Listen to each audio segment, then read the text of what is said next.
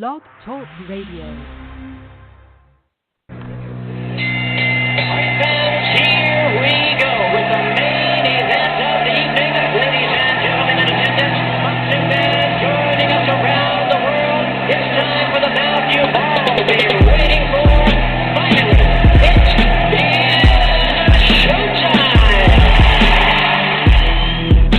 Man, we dedicate our life to this sport. We do thousands of sit-ups in camp. We run hundreds of miles, for the ones that take it serious.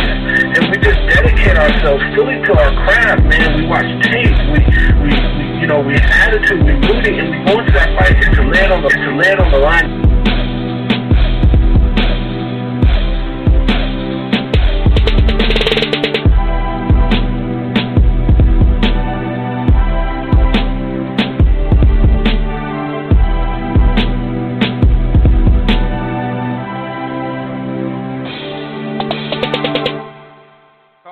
Football fans, the College Ball Show returns. He's Marshall, I'm Chris, and we're here to discuss everything related to college football. Now, obviously, we got to start with some recap from the conference championships weekend, right? We had a couple of close games. Some of the games turned out pretty much how we thought. A couple of them were a little bit more low scoring. Well, I'm talking you, Big 12. Than maybe we thought. That's still, 39-27. Really tight games, though, a couple of them, no doubt about it. So we're going to get in there. Obviously, the big one that everybody's talking about, well, beyond Oklahoma, Georgia, or Ohio State, especially Oklahoma, Georgia, which, oh, yeah, we're definitely going to get into that, is, of course, Alabama in Georgia. Heck of a game. Definitely had a lot of drama. Really looked like Georgia, I'm not going to say had it in the bag, but they looked good up 28-14, just how the game was going. We had some heroics as far as a comeback, and it's just crazy how, things happen, in sports, in your life, whatever. But for Jalen Hurts to come off the bench and lead a comeback, what were they down, 14? They were down 13-0 in the national title game. So it was pretty crazy. You had a lot going on. So, of course, we're going to recap conference championship weekend. It won't be just that game. We'll talk about a variety of other games. Then we're going to get into a discussion, a banter, maybe just a full-on fight about who should be in. Should Oklahoma have that fourth spot? Some people even say third spot. Georgia should be in the third spot, or Oklahoma and Notre Dame hasn't played anybody. It's all over the place, but Oklahoma got in the national semifinals, whether you believe in them or not. It's over. It's a wrap. Well, the games aren't over, of course. From a fan perspective from across the country and whatnot, name brand names like Alabama versus Oklahoma does wonders. Notre Dame is also a name brand name going against Clemson, who in the last 5-6 years had made themselves into a name brand name. So there you go. I mean, it's set. Obviously, we're gonna kind of preview some of the other marquee bowl matchups, or maybe some flying under the radar. It's not something that we're gonna break down all the games. Just so you know. But, yeah, we're going to definitely get into it. We'll talk about some other news out there. The Heisman. There's 3 people up for the Heisman Trophy. So we're going to talk about the finalists. We'll talk about, here's an interesting one that we'll get to later. The head coach at USC keeps his job. And also a legendary coach on the hardcore level, I guess you could say. Maybe your casual, fan doesn't know about Bill Schneider, but we'll talk a little bit about him and his recent retirement. I just saw it actually about 15 minutes before I got on. So, we're going to talk about a variety of stuff, no doubt about it. But if this is your first time listening to the College Ball Show, it streams live right here, blogtalkradio.com /Rope It Over Radio. It streams live. It archives. It's basically the headquarters. So the College Ball Show, which consists of college football from August to January and turns into college basketball and goes to the NBA playoffs and whatnot, that show's under the Rope It Up Radio podcast. So you can listen to it here on Block Talk. You can listen to it on iTunes, Player FM, Spreaker, Stitcher, TuneIn, a lot of different outlets, that's for sure. Another platform that we're part of is the Grueling Truth Sports Podcast Network. Okay, they're available everywhere.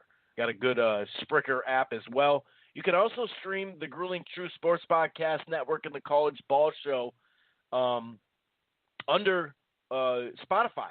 If you got Spotify as your subscription for the month, you stream music, stream other pods there.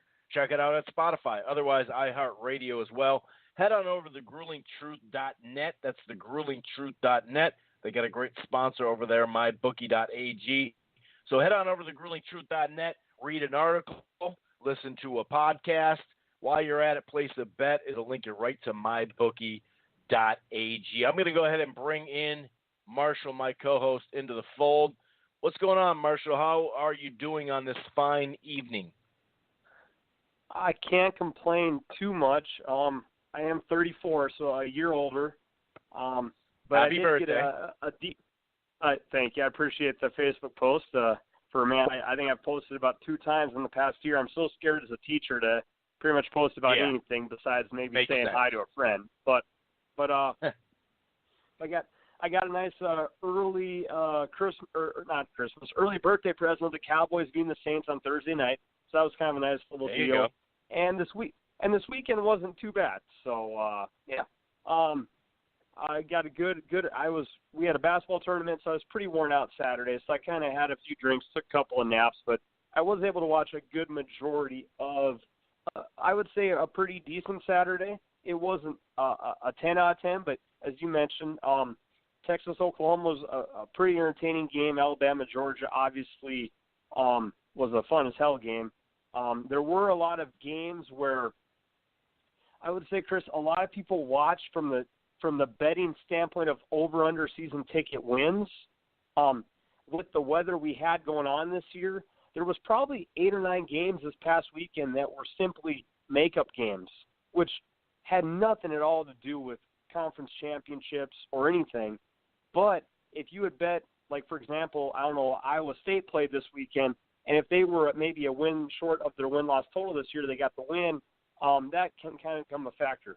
Because, you always hear with people who bet season win totals, a lot of times sport books will cancel the bet no matter what if a game is canceled. So I think maybe there were probably some diehards watching Iowa State or Marshall or a couple of random teams playing this weekend. And I say that because I love gambling too. Speaking of gambling, I did kind of take one to the chin to correlate your boxing love for my bad gambling bet. When I was watching the Georgia-Alabama game to start off there, it was 7-0 in the first quarter, and I was like, man, Alabama's defense is ready to play. Georgia's quarterback has never really been that impressive in big games because he can't have a good arm. And I think I bet under 56, which did not hit because Georgia's quarterback had a hell of a game. And as you mentioned, who came back and decided to play some football? I mean, as you said, it is a role reversal soap opera of many sorts. And Saban's never really an emotional guy. I don't think he put on a show either, but he was choked up. You mean tears? After that game, You mean tears? Because he's a very emotional guy. You're talking about showing his tears. Yeah, He's more emotional. Every other week, he's like, "You guys think we suck? Maybe I should just quit." Okay, he's normally not that emotional when it comes to winning a game and gloating about a player. I should say that. Is that a fair statement? Or just showing, tears and whatnot. Yeah, I was just giving you a crap. Because as we know, sure. That dude's and that's fair. And that's fair. But normally, if you were to ask a regular college football fan, describe Saban, a grumpy guy that always saying, "Well, we never do enough for you." But to hear him get choked up about Jalen Hurts, there's so many angles in this game to dissect, so I'll go one by one. First off, from a Saban standpoint, when that game started, and Tua had a little bit of a knee buckle there and an ankle injury, I was not quite sure from a coaching standpoint why he kept Tua in the game. Now, I get you're competitive and you want to win, but Alabama had to know, even if they had lost that game, they were automatically in the playoffs. I don't see how mathematically, even if Bama had lost, how you could have said, Bama. Unless you get your ass. True. Which I don't think was going to happen. So I was a little right, concerned. But you can't mid coaching go, we're in anyway. Let's just switch the quarterback. You know what I mean?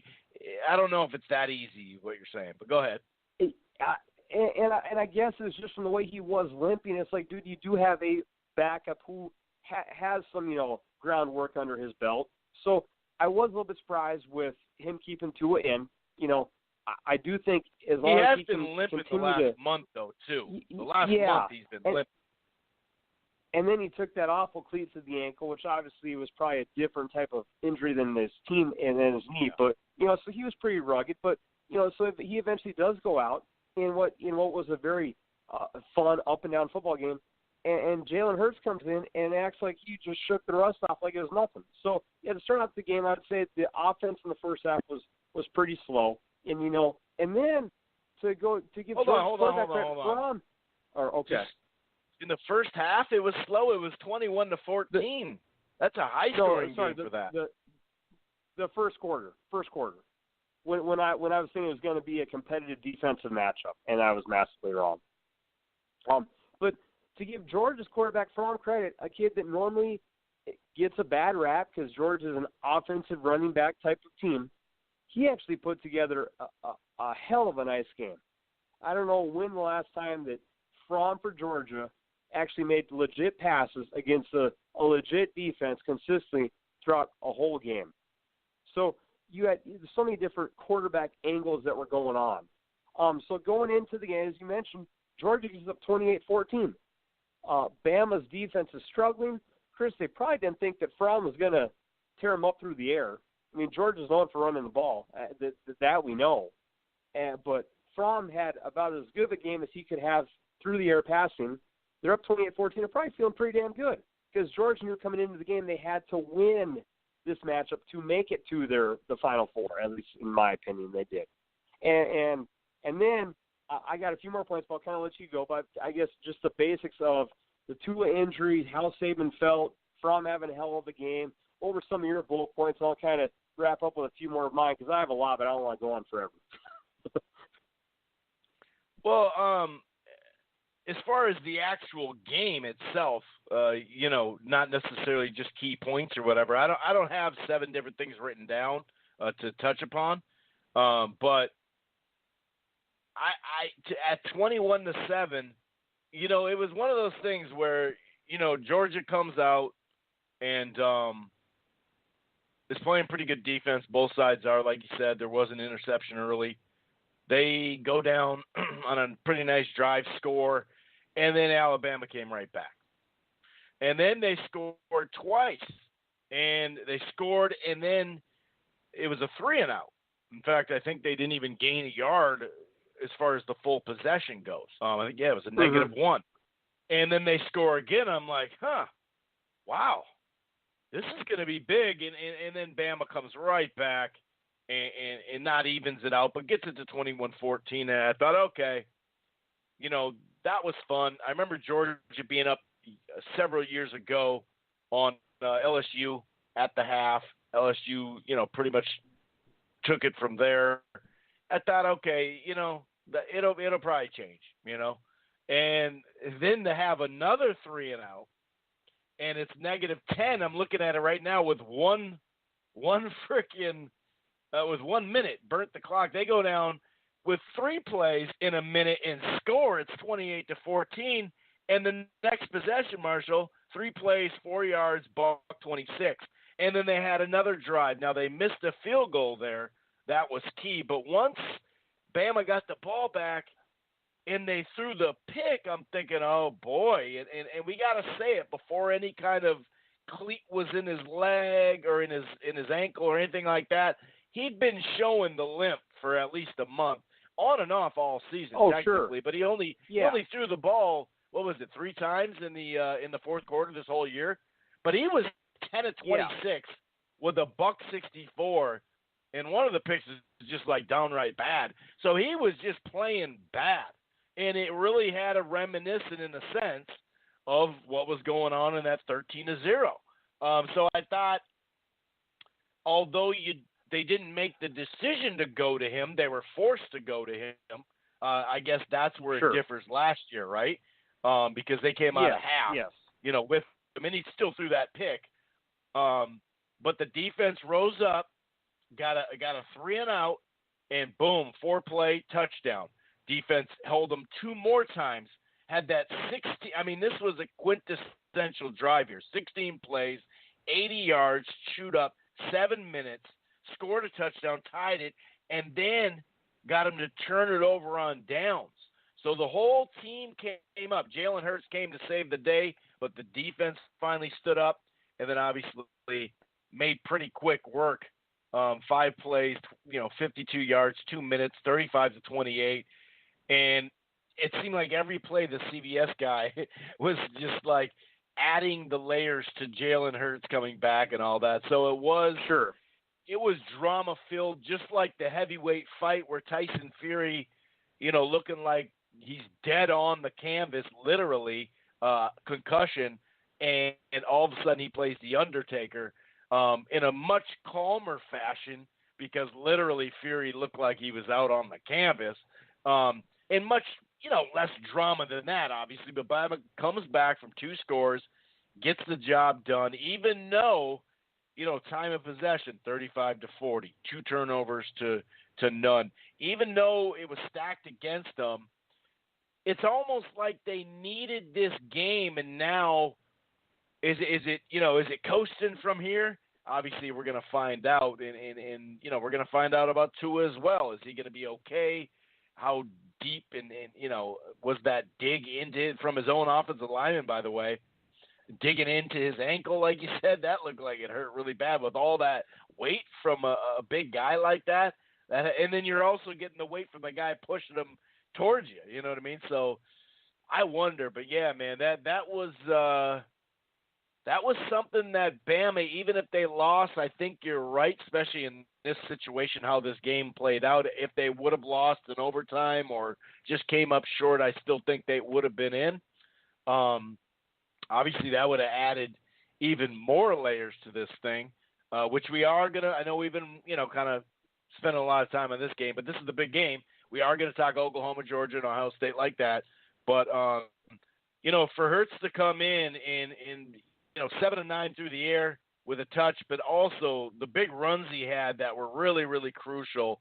It was huge. And then you also got to look on the other side, and I'm sure some of the things you got jotted down there, are going to be what, you're going to talk about. And there were a couple, when you're up 28-14, should you win that game at that time? Do you feel bad for Georgia because you go, well, dude, you're up by 2 touchdowns. You got to finish it to get in, that type of thing. We'll obviously layer that. But there were some moments that made you scratch your head on the Georgia side and Kirby Smart, wouldn't you say? Oh, for sure. That's my last. Look at the segue. Point. Oh, I laid that shit on the platter for you because I knew it was coming. Oh, that is called chemistry of working together for a long time. What in God's name was he thinking? You have a Bulworth on the line. Okay, and I get that trick plays are sometimes needed in college football, but there's 3.5 minutes left. Your defense has been respectable for the most part in the game, and you try a fake punt on 4th and 11, and it wasn't as bad as the New England Patriot Colt thing where the guy lined up under center with like 3 people in front of him. But you saw Bama, as they show on the replay, Bama was in their base defense. They had their defense and it's 4th and 11. It's 11 yards, dude. What the fuck? And they knew. I mean, if you got Randall Cunningham, If you got Randall Cunningham back there, sure, because he can punt. The guy has a 91-yard punt in the history when he was in the NFL. Sure. But what the hell was going on? Then you randomly put the guy who's the backup quick running quarterback in, just giving away the play? It would be incredibly frustrating as a Georgia fan. And in sports, a lot of times fans can be irrational and blame the coach for shit that doesn't make sense. But for that one, sure. If I was a Georgia fan, I would just been like, dude, what were you thinking? And also, I don't know, I guess I remember exactly, but if Georgia had a timeout there, I believe they did. I guess I'd have to recheck. But why would you not see a red flag? Why would you not see a red flag jump off and be like, uh-oh, Bama's defense is not, they're in a nickel or something. Like, maybe we should rethink this idea. Or you see so many times. You can take a penalty. You just back it up a little bit more. No big deal. So even if you don't have a timeout. Exactly. Because you see so many times where coaches in college football run down the sidelines to the 10-yard line just because they're not happy with like a 1st and 10 play call in the red zone. But how's your mind not going off of like, dude, we have a potential final berth on the line to make the college football playoff. This fake punt does not look good. Maybe we should audible or do – I mean, it's had to be one of these stupidest calls. And again, I'm a guy on this podcast. So if you listen to us, I'm normally a guy that's 50-50 with a coach going for it, to avoid overtime, going for the win the last second. I don't mind a coach that's a gambler. But it blows me. I'm happy I'm not a Georgia fan because that play would have driven me nuts. And as the play was made, it just looked like Bama's like, really, that's what you got? Okay, well, we're going to stop it. And now instead of driving 50 yards to win a national title berth for us or a spot, instead of driving 85 to 90 against, a decent defense, you're giving us half a field. And just, I don't know, Chris. That call just made me shake my head a lot. My rant, it's over. But, man, it was a stupid, stupid play call.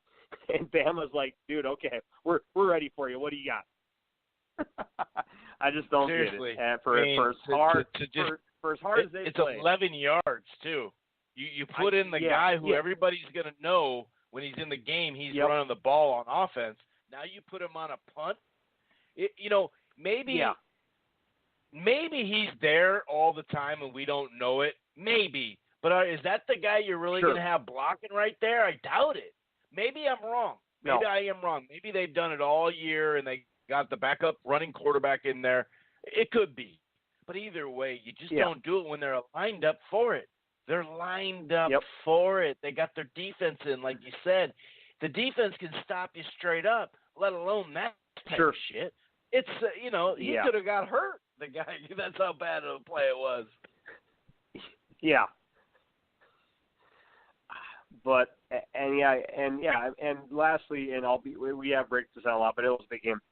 Hurts looks like he has put in the mindset of I'm still a valuable person in this team, and has stayed in game shape form. Because it is hard to basically. I mean, I guess he had been used in games this year where there were blowouts, but he had not been put in a moment like that for over a year. Yeah. So it was rewarding from him for a guy that. No. For a guy that, just took it on the chin because he was not as good of a player. He was basically benched due to skill, but you never heard him complain, never complained about not being redshirted or being allowed to transfer. He kept the team concept first about as much as an athlete humanly can for a guy who's been as good as him. So that was a good reward for, just staying with the team concept because you don't see that all the days now in sports, my friend. Well, and let's rephrase that. He wasn't benched because of skill. He won a lot of games with what they recruited his skill with. Another quarterback had better skills than him passing, and he can run. It's not that he's not skilled because in college you get didn't get recruited to sit in the pocket. That's what I meant to say. Yeah, you said it better. Yes, you're right. But man, now, speaking of. That's crazy. And I saw Georgia fans going, Mark Richt, I'm sorry I even hacked you. I'm sorry, Mark. We were wrong. We got Kirby Smart too. Kirby's shitty too. It's like, guys, come on. Don't jump off Kirby just yet. Jesus Christ. But it is true, though. It's a very, really, dude, I think you're a great coach, Kirby Smart, but wow, dude. You're overthinking yourself there, dude. Maybe he believes his own hype. I don't know. And speaking of skill, a game that we expected to showcase some more offensive skill, Oklahoma, Texas. And as you said, points were scored, but the over-under was 85. Right. I mean, Oklahoma's personal bet total for as a team was over-under 41. So Vegas was like, okay, they're going to drop some points. And they did, but they were not crazy explosive. And we should expect that because Texas theoretically played good defense against them at the game I went to at the State Fair for about 3/4-ish. And then Oklahoma, when I left the stadium, scored like 21 points in what seemed like 5 minutes. All of a sudden they were going. So props to the defense a little bit because it was a more competitive game from that standpoint. And it's going to be weird to say this, but I got to give some props to Oklahoma's defense because for all the crap they've taken this year, they have at least been an opportunistic defensive team. They made enough plays against West Virginia to help that game win. They ran back a conversion for a touchdown to help beat A&M. Plays when you keep getting the ball going against you. When Oklahoma offense, you get the ball back so many times, you're bound to make some plays. But I hear you. In this team or in this game, they definitely did, especially down the stretch. Yes, with they had the crucial stop against Oklahoma State last play of the game. They had the 2-point run back to help beat Texas Tech. Even last year against Georgia. I remember last year against Georgia when they had the scoop in the score in the fourth quarter. I thought the game was over. So yeah, me too. They became better from the point when they fired their coach Stoops, and they did enough again against Texas. I will say, Chris, just to kind of safety was I don't huge. have nearly as many. That safety was huge. Yeah, absolutely. Again, opportunistic defense. They could just be a shit defense like UConn. And you go 50 points a game and not even be a turnover opportunistic team. Dude, so come on, they are Oklahoma, though. Oklahoma and UConn recruiting-wise. Let's not go to UConn. I mean, come on. They're a shit defense, dude. Yeah. But my only point left for this one, not nearly the long sheet of Georgia-Bama, was I was surprised Texas did not pass the ball as well as I expected them to. The Texas wide receivers owned Oklahoma's DBs that whole game. The coolest name, Little Jordan Humphreys, didn't have that huge game. I was just surprised that, and maybe Oklahoma's secondary had a different game plan after the debacle I witnessed in person, which is possibly true. I don't know the game that close enough with Oklahoma's strategy, but they didn't. The receivers did not make a mockery of it, and Texas had to work harder on their drives. And I was just impressed with the secondary. It wasn't great for Oklahoma, but it was respectable enough to help them win a game, and that was not the case when they played each other about 6 weeks ago, Chris. Yeah, I mean, they still gave up 349, but yeah, I hear you. I thought they did a better job stopping the run. They only gave up 88 rushing yards. Tell that to Johnson. He had 8 catches and 177 for a touch. He felt pretty good about his day. But yeah, I hear you. They made just enough plays. And yes. And as far as Texas early defensively played pretty good. I was talking last week about how, sometimes it's not necessarily going to be a turnover. It could be just a turnover on downs, or in the red zone, force them to kick a field goal, and that's exactly what it was. 7-6 there, and they were up 14-6. True. So they did stand up there, no doubt about it. It did Oklahoma came out at the beginning of the third quarter and got up 27-14. I thought, this is where they better Texas got to show up all of a sudden, and sure enough, they responded by back-to-back touchdown drives, tying it back up. and then it just got back and forth. To have that long run, I mean, how long was it? 56-yard completion, after the run, and go get all the way down in great, I mean, where are they at the, let's see, at the 7 is where they started that, or at the 8. So they had that long play and then fumbled at the end of it. And you're like, wow, dude, this thing could get really freaking interesting. But there's a key point right then and there when the momentum could have bit them a little bit. Now, sure, Texas had to go the length of the field, of course, but to get that safety right away, get the ball back, have 11-play drive, 65 yards, and score a touchdown, that's where, it was a wrap. And, Ellinger played pretty good. Obviously, Murray had another, superb day, 379, 3 touchdowns. They didn't need him to run as much, but he still got a couple of runs that they needed badly. And it was just a good game. It was more of a well-played game. It wasn't. That's the thing about, we didn't get to talk about the 74-72 LSU Texas A&M game, but when the scores like that, it's a lot different when you're getting into the 50s, 60s, and 70s from both teams if it's overtime, obviously, because you're lining up at the 25. So that's you're within field goal range potentially. Not if you're a Vikings kicker, but potentially you're in field goal range. And so that's a little different. So I was glad that they played some defense in the Big 12 at that moment, because otherwise, just like that West Virginia game, it's just like some of these games down the stretch, you're like, dude, everybody's happy. They have this big celebration. The cannons go off, fireworks go off, and then 3 plays later, basically the same play, boom, touchdown. All that celebration, that's over. Now it's a tied game again, or they just went up on you.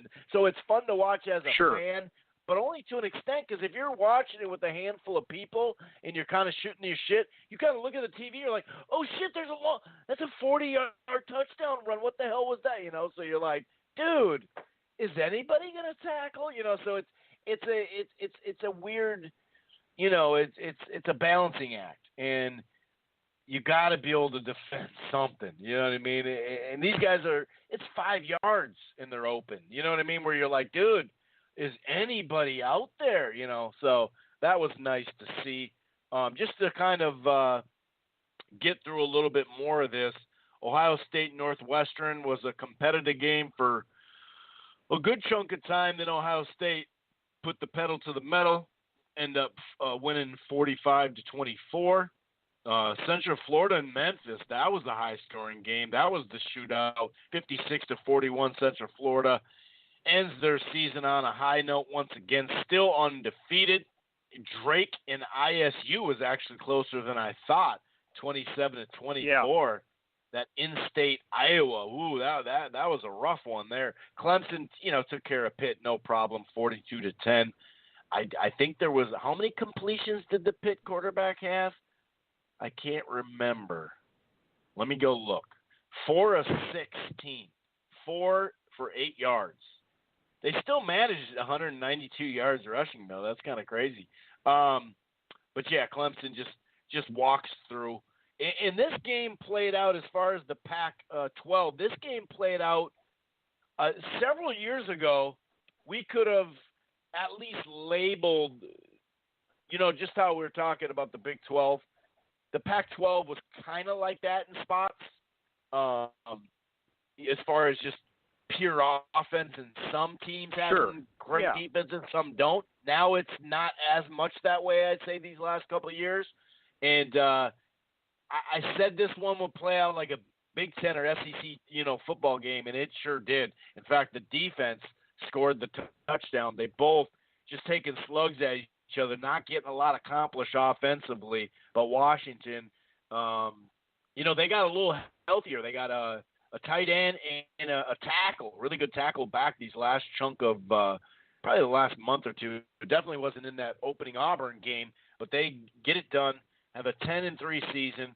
Washington closes the door on Utah, like I said, with that 66 66-yard touchdown deflection interception by Byron Murphy.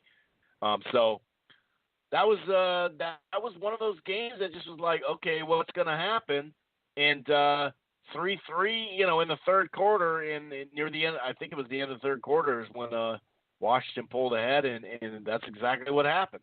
So I guess not a ton to talk about there, but go ahead. I will give Washington some credit because throughout most of the year, I basically said they're an overrated garbage team that was expected to have a phenomenal season. Now, look at their win-loss record. It was respectable, but they never had many blowout games this year. They never performed quite as well as their ranking showed, in my opinion. And I'm happy I didn't bet against them because I could have lost a lot of money because I would have expected Washington State to beat them. Now, you could say with Washington State's offense in a blizzard, is it mightily affected? Yes. If Washington State plays Washington at home in a normal conditions, do they win the game? I would say that the probability increases. Played in snow. Obviously, that does hurt the run and gun. That was awesome, by props the way. To Washington. That in the Fresno Boise was awesome. Yeah. That was so fun to watch.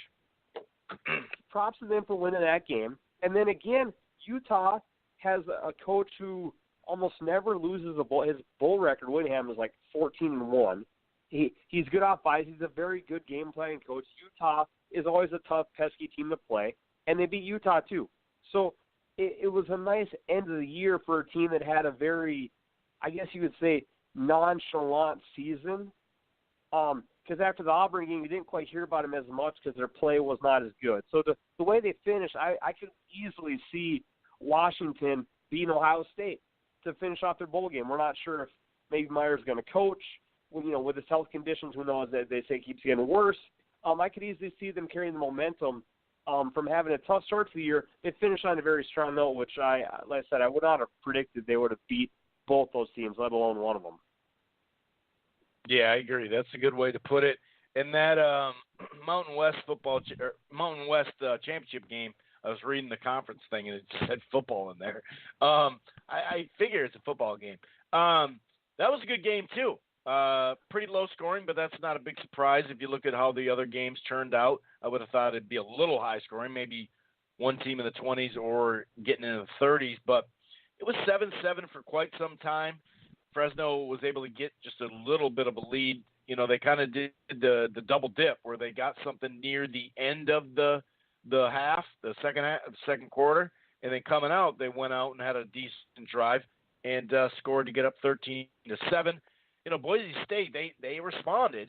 9-play, 50-yard drive, 4 minutes, but they missed the field goal. And it just started clicking right there like, Boise State kicker missing. It brings me back to Vegas. But they tied it up later, probably mid, I'd say, 13-13. And then it just was like back and forth. Defense showed up. There'd be a fumble here, fumble there. Ended up going the distance, going to overtime. And, the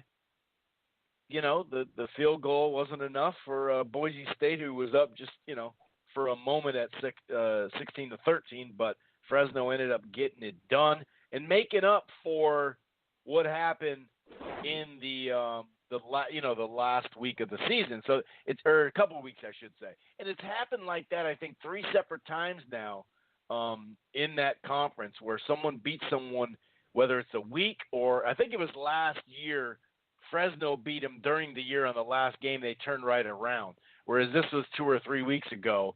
But Fresno lost a game they were leading and probably should have won. And Boise State came back. Well, it's just the opposite here. So they came back, and when it counted, they ended up getting it done. So the last 3 or 4 weeks of the season, there was always a good game, a good matchup in that conference as they came down the stretch. Are there any other things you want to talk about from championship week before we get into some of this news and obviously give our takes on Oklahoma, Georgia, or Ohio State? Our Raging Cajuns played us proud. They did not beat App State, but that was a close competitive game. and I would love to open up our show with the Ragin' Cajun Fight song. But they lost to App State, but it was a competitive matchup, and I'm proud of our Ragin' Cajuns. I can't wait to see how they play in their bowl game. Those boys are our adopted team, and they had a pretty damn good season. They still got one game left, so props to them. Yeah, definitely. Most definitely. Okay, so back to serious debate for football. Yeah, right. The big debate, obviously out there is a 2-loss. I mean, most people, because of the Ohio State, it kind of feels like TCU to me. It's the Ohio State, TCU from a couple years back, I should preference. But, Ohio State to me took an L and got beat by I'm not going to say some shitty team or anything like that, because, Purdue's a pretty good team. They're on the up and up, whatever. But they got, what was the damn score? 49-20. So they got beat up. They got beat up in that game. So to me, you can kind of push them aside. But then it comes down to Oklahoma and Georgia. And both of them have losses to good teams, Texas and LSU.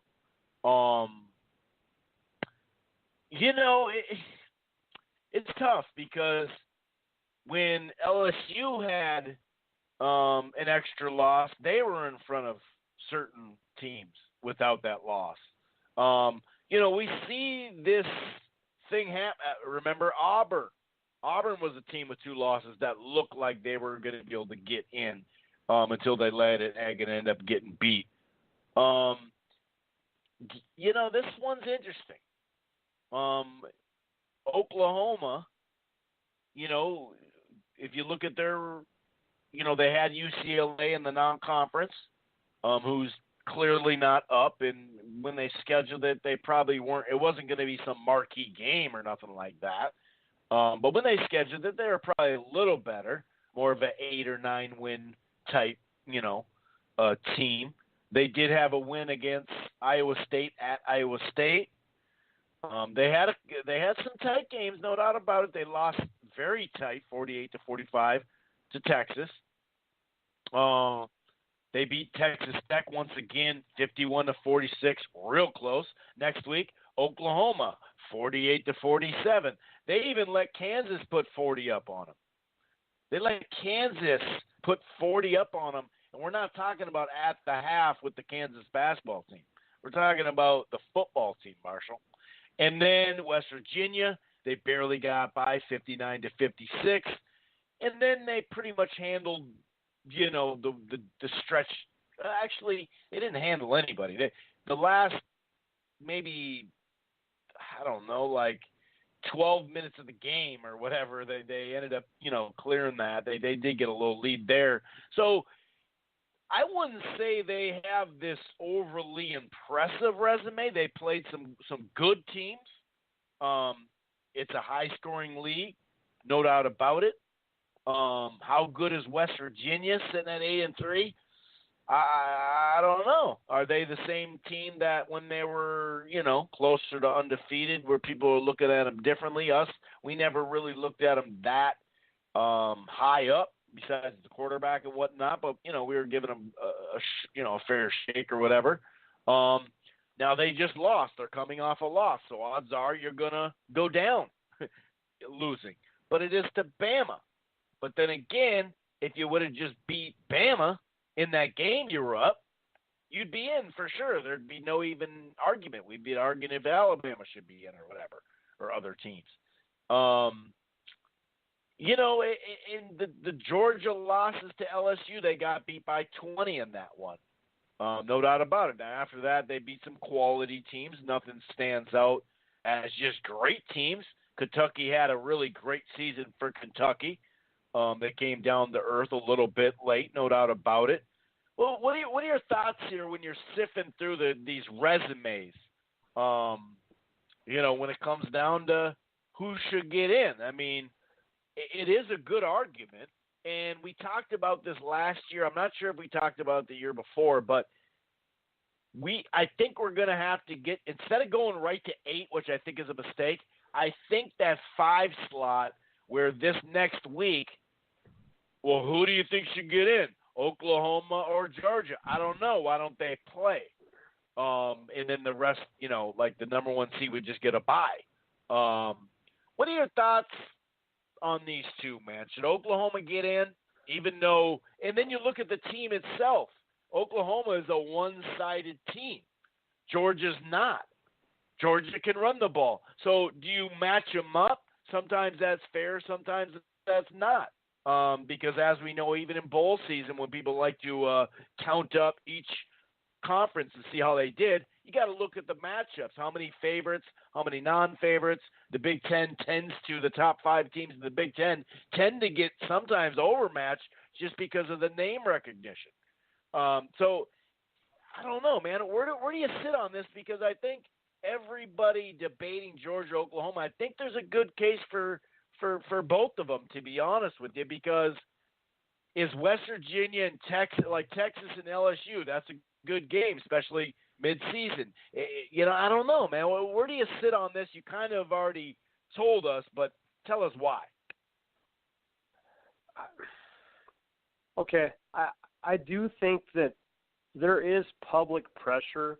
I know that they'll never say it, but whether it's like same thing for March Madness, like whatever decision's made and the negative feedback the committee gets, I think that gets factored into next year's decision subconsciously, just because it kind of has to, because they don't want to hear the same shit again.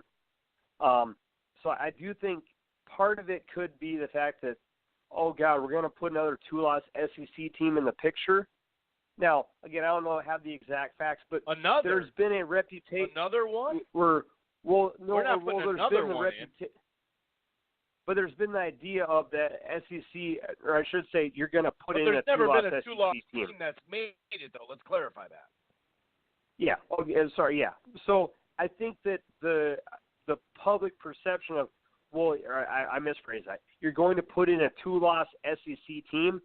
I do think there could be some grief against that. Now, is that fair or not? I don't know. But public perception of always favoring the SEC in a way because it is the best conference, I think possibly played a factor. Another thing I think that was a factor was the fact that going into the weekend, Oklahoma was sitting in the best spot. Oklahoma and Ohio State won. I was having this conversation with people at the bar. To think that Ohio State could have jumped Oklahoma, let's say Georgia had lost a little more convincingly. Okay, I think with the committee also, I don't think they're in a habit of changing stuff with how it's set going into the final weekend, barring something crazy. Oklahoma and Ohio State both had, I would say, decent, convincing wins against opponents who are relatively similar. You could say Northwestern's a slightly weaker opponent than Texas, but it wouldn't be like an obliteration. So I think the fact that those games were kind of the same, well, again, was the reason that you're not going to switch them.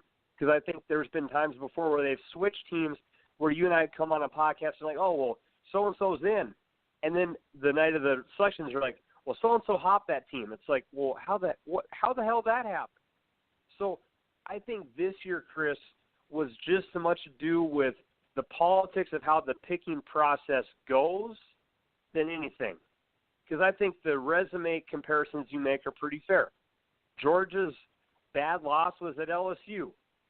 Texas's bad loss at neutral site against, or Oklahoma's was neutral site against Poland. So I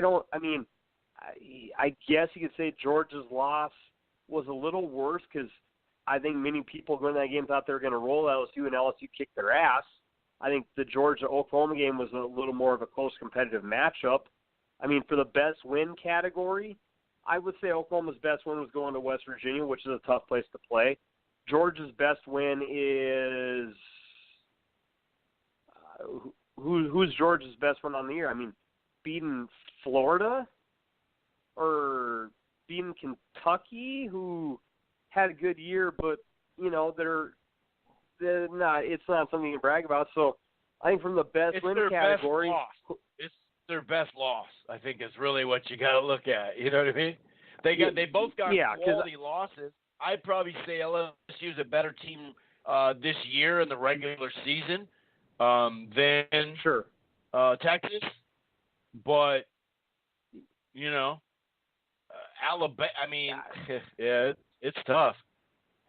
So yeah, And plus, I just think we that had two of them in last year, and what did we end up with? Two SEC teams in the finals. They were both in, right? Georgia and Alabama were both in. Yep. They played Clemson and Oklahoma. Exactly. What happened? You know what I mean? So when we say, another team, yeah, but that team won the first round and damn near beat them in the. Sure. It took overtime. So, but then again, it's not last year. These aren't last year's teams, and that plays a part too. So yeah, you're right. I just think that the they get so much crap for every decision they make. So I do think that all in all had a factor of, well, God, if we let another SEC team in, or all that crap. I mean, who knows? Who knows what the committee's really decided? But but I truly do think that the moving people around, because I forget what year it was, but I remember one time you and I did a show, and we're like, how the hell did they jump them? Because the week before they weren't that. I do think that has become an issue per se. I think it was Ohio State one year where they jumped in. It's like, dude, a week ago the committee said, hey, things are going to go how they are, and every team wins, and the teams stay the same. And that Ohio State team won the championship. True. 2013. And I'm not saying it wasn't proved. You're right, Chris. The best damn team won, which is fair. But I think that maybe caused the committee to be like, oh, man, that was kind of a hard one to explain. Sure. So that's the best answers I got. I think it was more so politics of the committee corresponding or committee group than actual play on the field. Because you're right, the Georgia-Oklahoma resume, I mean, close. And if those teams play on a neutral field, I'm guessing Georgia's favored by 2, because the point spread of Oklahoma and Georgia, Bama is 2 points higher. But Bama's a 2-point heavier favorite against Oklahoma than they were versus Georgia. So yeah, that's all I got, my friend. But yeah, the Ohio State angle, I just think that, again, you did not do enough to surpass them in, again, the ranking situation, and the Purdue loss in that situation is a pedigree lower than the loss to Texas. Sure. Sounds it's a tough one. It's a tough one. I'm okay with Oklahoma, but I'll say this: I think Georgia's a better team than Oklahoma. I'll say that. I think if I had to bet at a neutral site, I'd probably bet Georgia. Well, let me ask you this then. So what's stopping you from doing it? Just that second loss? I think, I do think the second loss is the to hammer. And the fact they don't have a marquee win, although Oklahoma, what's their marquee win again? Tell me. Well, what's their marquee win again? Beating Texas, who beat them? That's their best win? No, I'd say Oklahoma's best win is going to West Virginia. Okay. And then what's West Virginia's best win? Texas? So, you know what I mean? Yeah. It's interesting. Go ahead. You were going to say something else, though. Yeah. But I would think a more debatable point for me is, okay, so I don't call me in. We'll stick with that. I'll stick with my guns there. Should I think Oklahoma should? I mean, even Georgia's one thing, but I think Oklahoma should have been the 3 seed. I think that, I actually thought they were going to get bumped up at 3. Notre Dame would have been playing Bama as the 4. So you're gonna allow a loss and be the one loss be the difference, but then now you're not gonna put that in the equation with Notre Dame, because remember they have one more loss. True, but okay, but if we're comparing resumes and Notre Dame did not have a conference championship game to bump up resumes, which they've always said is a big point. Did Notre Dame's schedule this year, in your opinion, deserve to have them as a 3? Is Michigan the best win? Yeah, I guess I'd have to say Michigan was their best win. Okay, they had a respectable schedule, but Okay, I mean, but it was Michigan's their best win. That's what I'm saying. They didn't lose, and Michigan's their best win. Is Michigan just as good as West Virginia and Texas? Yeah. Like face value? Yeah. What kind of season they had? No, you're. Okay, yeah, so I would say you're right. Now you just tweaked it. You now that loss doesn't matter. Why doesn't the Georgia loss then? If you just admitted to me that Georgia could beat Oklahoma, but they got that extra loss, then why the hell? You know what I mean? Well, and maybe that one and loss should mean something.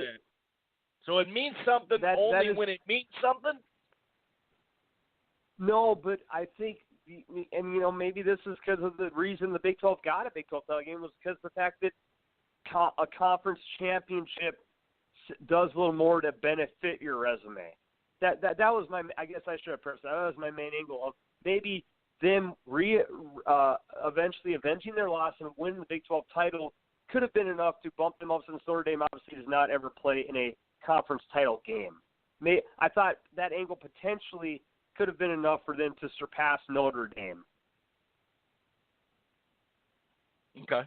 They had a lot of tight games, though, dude. They had a lot of tight games, though, Oklahoma, if you look at it. I mean, it's not like they were dominant.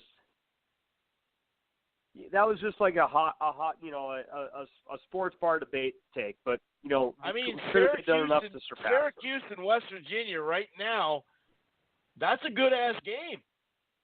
That's a good game. Northwestern at Northwestern. Northwestern's a decent opponent.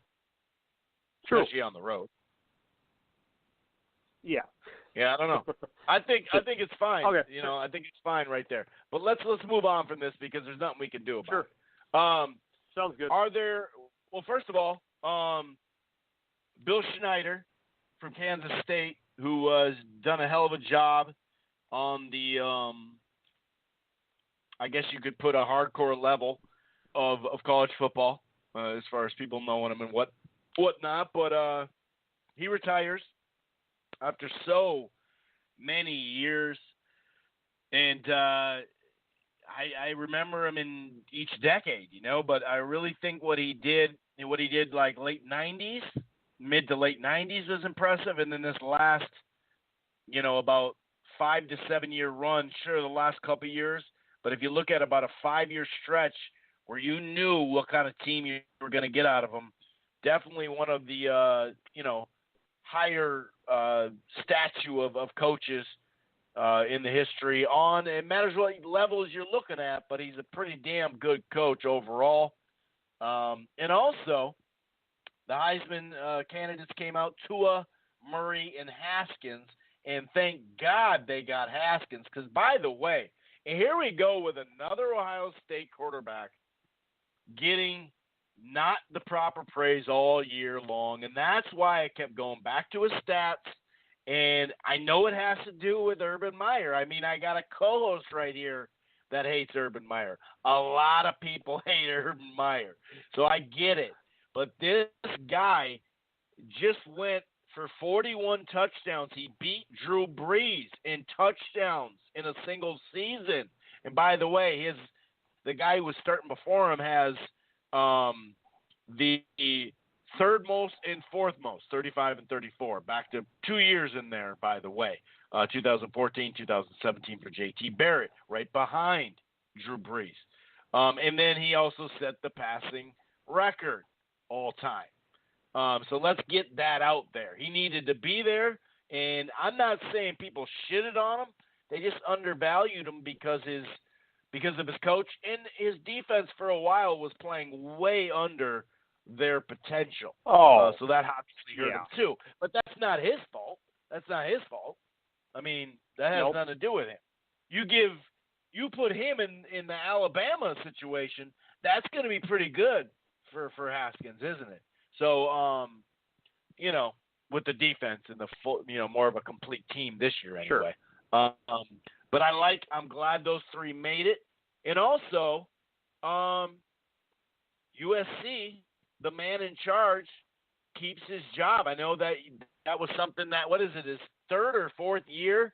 He did win. Didn't they win the Pac-12 last year?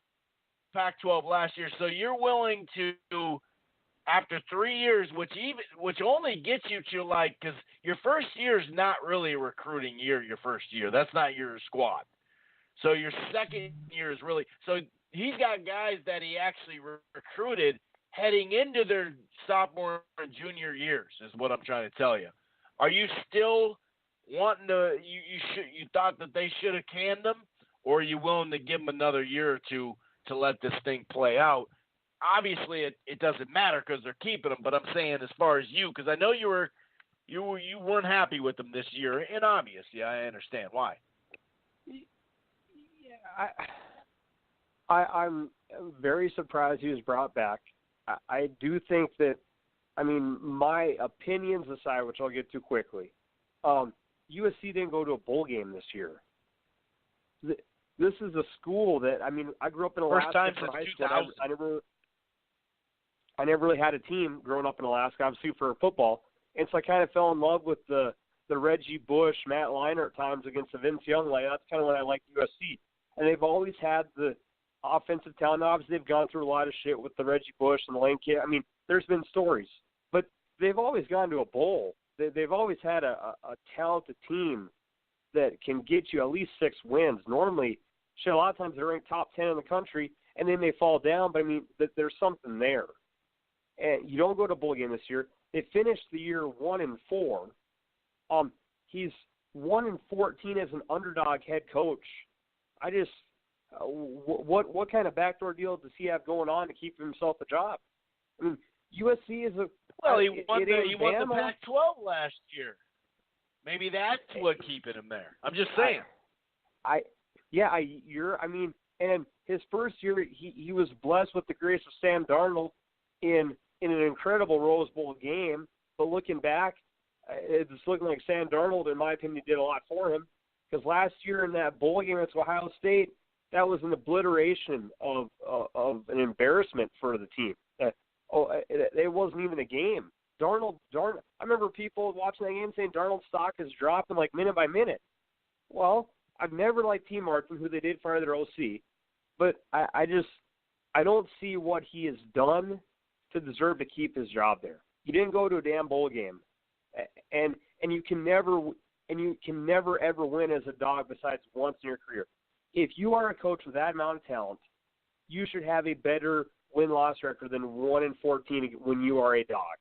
Because even though USC is a dog in some teams, the athletic skills normally is not much of a difference.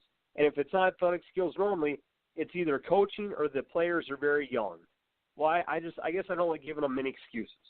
And I would say the same thing for SEC fan bases. I think that we're maybe not up to that par, but we're not much further behind Georgia, Auburn, we're not quite the pedigree, but shit, we used to be. The USC used to be kind of the SEC you just won the Pac-12 on the West last Coast. year, though. Does that mean nothing? Does that mean? Isn't that part of what a coach does is build the foundation? Now, I don't know if that 2-year window was with guys that were veteran guys and he just made them better, and True. now he's had to recoup and he's got a young team. I don't know that. I know that about Miami. I know that about Minnesota. I don't know about that USC. So if that's the case, then I'd hang on to him. But I can understand having a bad year. Just give your last thoughts on here. We got to start wrapping this puppy up here. Yeah, soon. sure. No, that's fine. I just think not going to a bowl game is unacceptable. That'd be my final point. And to finish year 1-4 and miss a bowl, I think USC should be a higher standard. But speaking of this, though, where there's like promise winning the Pac-12, on a different, like a higher standard, like winning where the there's Pac-12 promise is the fact that Cliff Kingsbury, who was removed from Texas Tech, and that dude did he didn't do a great job there, but they got him out. I would say. That team did get to second in the country, right? You know that under a different coach, they got all the way to the second in the country, right? You know that. You remember that, right? Texas Tech. Remember that game? They've now had remember that game, probably the two smartest. They've had the two smartest offensive minds in back-to-back head coaches in the country. Now both are gone. So, and I know he tried to one get of them defense. got He him did better. got him up to the higher rankings. One of them didn't. True. Obviously. Agreed. No, and I'm not saying Cliff Kingsbury was an A-plus coach, but I think he did a respectable job at Texas Tech for the situation there. But with that being said, he's been highly recruited by USC or the Rams. So I think there could be an LA house coming quickly for Cliff Kingsbury. And I think when Sean McVay wants you, that goes to show how highly respected his offensive mind is. So I'm hoping he goes to USC. But man, if McVay and Cliff Kingsbury, that could be that LA Rams mastermind offense is going to be even freaking scarier if those guys team up together. I think that'd be a good situation for him. Well, so if he maybe do what he does in the pros too, that's got to be at least brought up. You don't just run into. True. I mean, how'd Spurrier's go? How'd his run go? Yeah, when he was, putting it on people in preseason. True. I just think those two combined have potential to be a scary good team. So that was just kind of for a different coach show. And I don't know why the hell Carolina took Mac They're Brown. doing pretty good forever, right now on did. offense, though. The Rams. Yeah. I don't know if they need him. And Gurley keeps. I'm not sure if they need him. I don't know why that guy would get canned. He keeps falling down the 1 yard line to piss off all the fantasy people. But that's all I got for Coach Newsby. Yeah. Okay, so I'm just looking at some of these games that are a little bit more under the radar. I like Fresno State and Arizona State. I've been kind of watching from afar both of them. I think that's actually the one that kicks it off. And then it kind of goes to my Gophers ended up beating Wisconsin, got to the Quick Lane Bowl in the Ford Field, going against Georgia Tech. Obviously, I'll have some personal interest there. The New Era Pinstripe Bowl in Yankee Stadium. That's where Miami and Wisconsin are playing back-to-back years. That matchup they love about 4 years ago. About 4 or 5 years ago, they did the same one too. It was in a different bowl game, but the same matchup. They really like that matchup. You do know the bad news for your Gophers, all right? That is Paul Johnson, Georgia Tech. That's his last game as head coach. That is an angle that will not be beneficial to your Gophers. There's that extra win one for the Gipper angle, and unfortunately, Paul Johnson, he said, I need a break from coaching. So you're going to get every single tool in the shed to throw at you in that game, and it's against a triple option. So I'll be pulling for your I'm not worried about that. I'm more worried about 15 practices that the youngest team in the country is going to get. I could care less if we win that game. But good call. I like the note. I like the stat. Yeah. I like the stat. I'm not trying to bite your finger there, but I'm not worried about all that. But you're right. That's true. They probably win one for the Gifford. That's for sure. They definitely probably will. And, the defense hadn't stacked up well against rushing teams this year, so I'm not thinking they're going to win, actually. But now that you gave me that extra layer, I'll probably bet against them. And then Purdue-Auburn could be interesting. We just talked about that. Syracuse or West Virginia. Well, we're going to get a look at that. Iowa State, Washington State. That's kind of interesting. Another matchup they do a whole lot. This is the Peach Bowl. Florida and Michigan. That is just a ratings and a revenue at the gate thing that they do. That's just how it happens. Cotton Bowl this year, obviously. That's one of the semifinals. Clemson, Notre Dame. The Orange Bowl, Alabama, Oklahoma. And that is on the Saturday before the New Year's stuff. So it's on a normal Saturday. Whereas, Monday, and that hooks up the NFL too, because then they can just go on Sunday. In December, New Year's Eve, that's actually Monday. So that kind of works out nicely for that, I think. Another game, Northwestern, Utah, that actually for the hardcore fan base, that could be good. Could be really good. Kentucky, Penn State has my interest. Central Florida and LSU. You know that Auburn game last year. That this could be interesting. Obviously, sucks that Central Florida doesn't have their quarterback. Washington and Ohio State, another good game, and then Georgia against Texas, which is a very big game if you look at it in the context of our discussion about who should be in. Also, props to UAB. They won their conference. A team that had football, had it banned for 2 years due to college revenue sources, I believe, and they come back, have a great year last year. Now they go and win their damn conference. So UAB plays Northern Illinois. That's just it's kind of weird to fathom you can lose the program 2 years, come back, and then start kicking butt and go 10-3 on the year. One question I heard about proposed by, I forget, some sport media person. And it kind of made me think about, because I love bet on bowl games. I bet on a ton last year, and I actually okay decently. But do we have to fear? And I freaking hate them. And I hate them because you just don't know what the hell you're going to get after 3 weeks, you know? Go ahead, sorry. Oh, it's I hate completely betting. true. I hate betting on them. I don't hate them. Sorry, go ahead. And I'm sure this year's going to kick me in the balls, because last year I did pretty well. But you do see stuff you never, ever see in a regular season game. The coach say, hey, I'm at a bowl game. Why not try the triple reverse flea flicker past the overweight lineman? You know, you always see crap you'll never ever see in a game. Yeah, hell, who cares? But for the premier games that we'll look forward to in the next couple of weeks, my friend, do we have to have the fear again of a laundry list of future NFL players saying, hey, guys, I love you. I'm not playing in the bowl game? From a fan perspective, that does suck, because you don't get to see the star player maybe from Auburn, Washington, Ohio State, whatever school is you love to see. But from their perspective, it's become more of a thing where, like, dude, I want to play in this game, but I don't want to jeopardize all my money. I wonder if that's going to become more of a trend. Jalen Smith. That's all you got. A couple of these high-profile freaking tear your ACLs in a big bowl game, and that's all it needed to be. I mean, until they start putting a bank account, a savings account for these guys when they get out, and they're paying them, I don't mind. I don't mind if they miss them. Now, if you're in the freaking semi, you know, if you're in the top tier, okay, that's different. But there's a lot of guys, man. Ever since that trend, you've seen it. You've seen it go that way, and I can't. It sucks, but then again, you know, I don't really have a problem with it.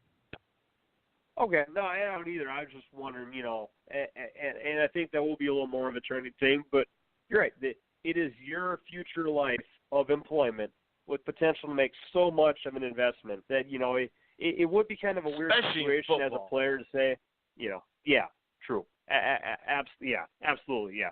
Other sports, you know, you're never going to skip out on a March Madness run per se. Oh wow, the Friday the 28th, you get Purdue Auburn at 12:30, Syracuse West Virginia at 4:15, and Iowa State Washington State at 8 o'clock.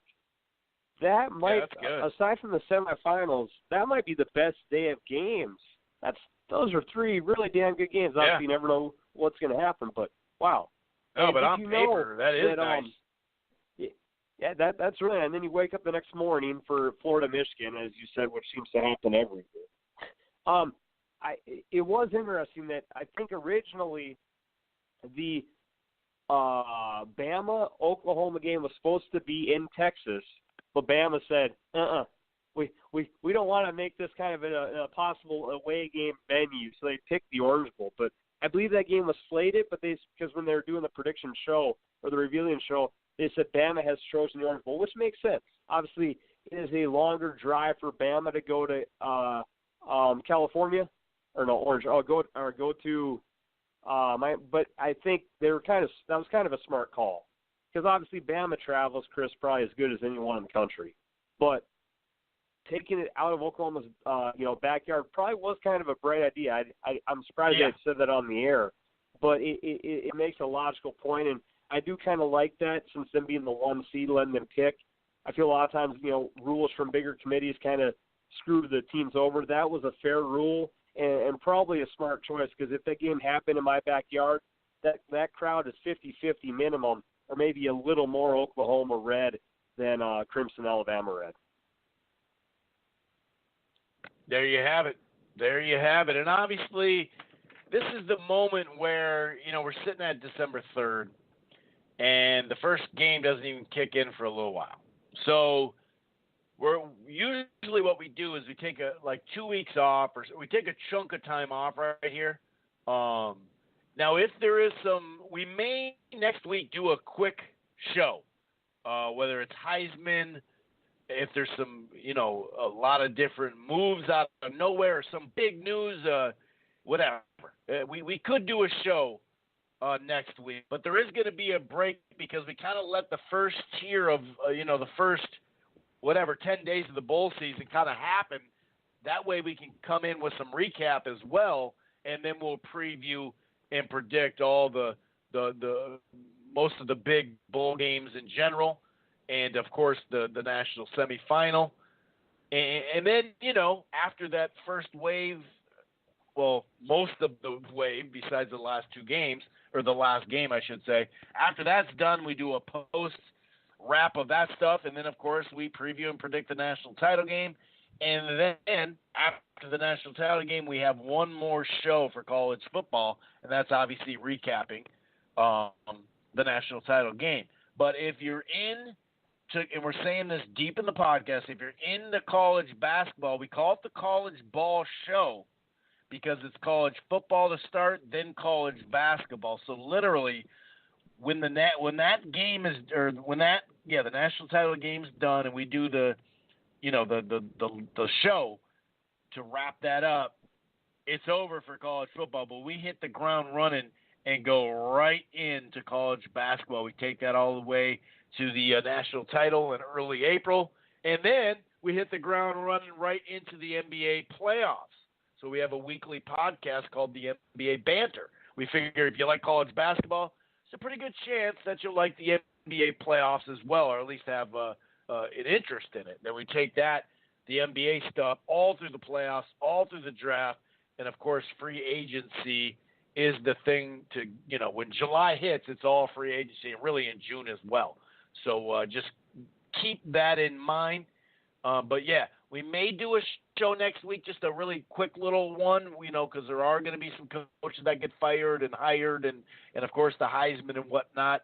Maybe, you never know, there could be a suspension from one of these, national semifinals. That would be big news. You just never know exactly what happens. So yeah, just a heads up. There's more than likely somewhere, whether it's next week or the week after, there will be a little bit of a 10-day, 14-day break, but then we'll get right back into it, just to keep up with our loyal listeners, and we appreciate them a whole bunch. Okay, before we leave, can we do a bowl game pick of the year? Because you probably know absolutely nothing about either of these teams. Yeah, sure. Okay. Get my stuff up here real quick. I've never heard of this damn thing. The Crampton Bowl. I'm not sure who the sponsor it's brand new. It's brand new this year, probably. Or no, sorry. No, it is the Raycom Media Camellia Bowl, played at the Crampton Bowl in Montgomery, Alabama, which is known for, I believe, history more than anything of civil rights. It is Georgia Southern, who's 9-3, I believe a triple option team, against Eastern Michigan. Now, this isn't a crappy pick of the week because they're 9-3 versus 7-5. I think the Georgia Southern's 9 wins is better than all the teams we put together for our crappy pick of the year segment. But it is a 1-point spread. Eastern Michigan's favored by 1. They are a MAC school against the Georgia Southern. I believe they're the Warhawks, or the Eagles. Okay, what do we got for the Raycom Media? So where the hell is Bowl? The Crampton Bowl then? What city is that in? Alabama. Okay. Now Georgia Southern's Alabama. from Alabama, isn't it? Oh no, Wouldn't Georgia Southern be in right. Georgia? No, yeah, I just listened to myself say that. I mean, shit, man. I guess So I Georgia, don't know. Alabama. Yeah. So they are closer. Okay. So they're probably True. going to have, They and are they're having a much better closer. season too. Yep, Okay. very true. Interesting. Let's see here. So this couldn't have just waited, huh? Let me see here. I got to get my damn shit open. Okay, there. Okay. I finally found the damn thing. I went under the different section for bowls, and it just sent me to the matchup, but I couldn't really, read the stats. Yeah, this is Sure. a good game. Yeah.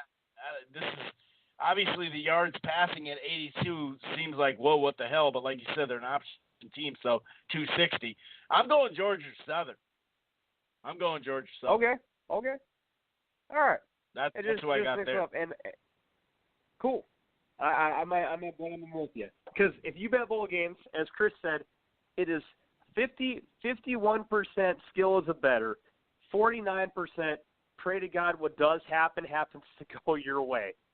Yeah, exactly. You see shit you'll never see before. Tells you right there, don't friggin' bet on bowls. You know, he just wrote that down. Yeah. If almost half your bet it comes down to sheer luck, yeah, then you got a problem. You can't Sunday night go, if I just get these 7 things to work, it's going to pay for my whole Vegas trip. That's not how this stuff works. That's how Vegas gets it. Because I know several, including you, I know several of my friends throughout the years, if this 7 parlay thing just works, it'll be like I never went to Vegas. I've heard that about 15 times. And not just from you, Marshall. I know that you're one of them. You said that once to me. I've heard it plenty of times from a lot of people.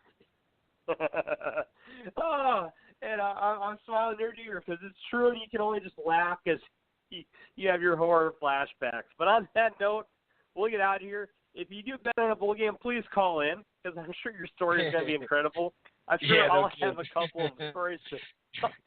If you need a therapy hotline, call in. We'll listen, and I'll probably have a couple of stories every year. I always like, Chris, I got 3 stories, man. Let me start the show. And he's like, Jesus Christ, what'd you do now? So we'll have one of those episodes coming on. I promise you we will. And, yeah, that'll wrap it up. But we do have a good Final Four matchup coming up. As I said, despite some debate, I do think this will be a very fun Final Four to see. It's a shame we couldn't have seen the Bama, Oklahoma last year with Baker. That would have been really something, but oh well. Chris and I'll be back again, like you said, maybe next week, or if not, very shortly after, as we break down all the bowls and wrap up what's been a very enjoyable college football season. And the bowl seasons normally never, ever disappoints you. You can find some type of angle to enjoy. So enjoy the holiday time of the year. Hopefully where you're listening, it's not snowing, but I know that's probably half and half for our podcast listeners. So have a nice day. Enjoy the week with your family. Get your Christmas shopping done. The boys are out. Have a good night. Peace.